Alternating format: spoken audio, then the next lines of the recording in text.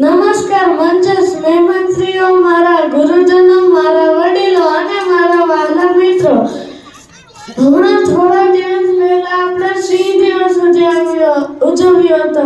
હું તેવા જ એક સિંહ, નીડર, બહાદુર, ક્રાંતિકારી વિશે વાત કરવા જઈ રહ્યો છું, જેનું નામ છે વીર ભગતસિંહ. તેમનો જન્મ 28 સપ્ટેમ્બર 1907માં થયો હતો.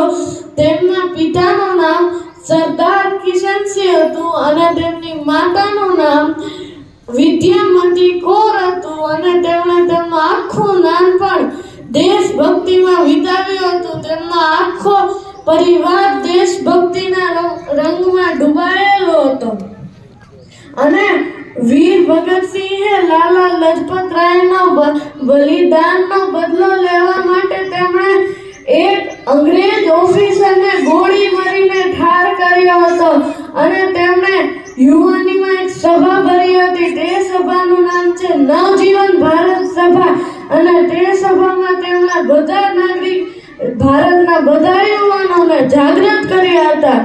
અને પછી આપણા વીર ભગતસિંહે તો પણ આ પહેલી અંગ્રેજ સરકાર આઝાદીનો અવાજ ન સાંભળી.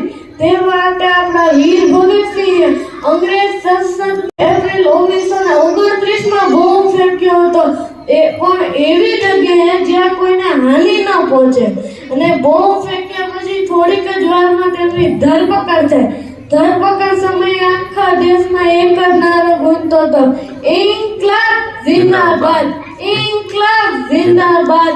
અને પછી તેમને જેલમાં રાખવામાં આવ્યા. જેલમાં અંગ્રેજો કહેતા હતા કે તું તારો ગુનો કબૂલ કર લે તો તારી સજા ઓછી થઈ શકે છે. ત્યારે આપણા વીર ભગતસિંહે સખ્ત ના પાડી દીધી અને કહ્યું, હું કોઈ દી મારા દેશ માટે ખોટું કરતો નથી અને મારા દેશ માટે કોઈને ખોટું કરવા નહીં દઈશ.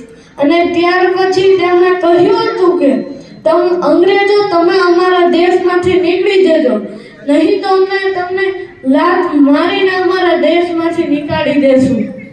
ત્યારે અંગ્રેજ સરકાર ભડકી અને તેમણે આપણા ભગતસિંહને ફાંસીનો હુકમ આપ્યો. અને પછી આપણા ભગતસિંહે તેને હસતા હસતા સ્વીકારી લીધો. અને ત્યાર પછી તેમની સાથે રાજગુરુ સુખદેવને પણ ફાંસી આપવામાં આવી. ફાંસી પણ આખા દેશમાં એક જ નારો ગૂંજતો હતો, ઇન્કલાબ જિંદાબાદ, ઇન્કલાબ જિંદાબાદ. અને ત્યાર પછી તેમને ફાંસી આપવામાં આવી.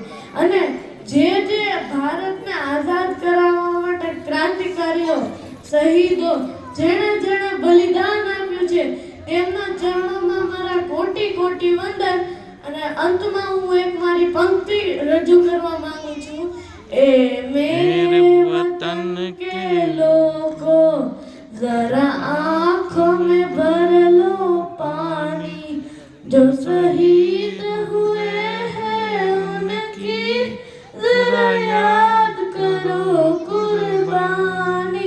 ए मेरे वतन के लोगो जरा आंखों में भर लो पानी, जो शहीद हुए हैं उनकी जरा याद करो कुर्बानी. भारत माता की जय. वंदे मातरम. Thank you.